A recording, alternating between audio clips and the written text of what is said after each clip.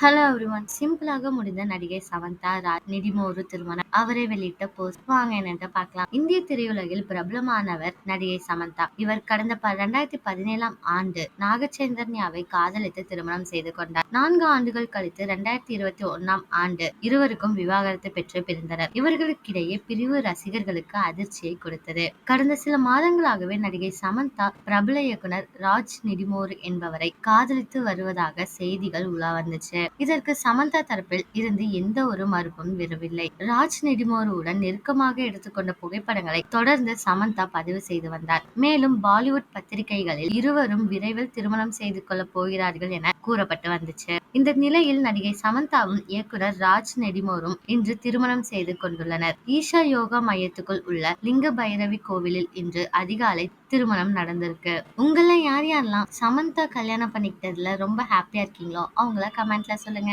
இதே மாதிரி latest cinema news update தெரிஞ்சுக்கணும்னா இந்த சேனலை சப்ஸ்கிரைப் பண்ணிக்கோங்க.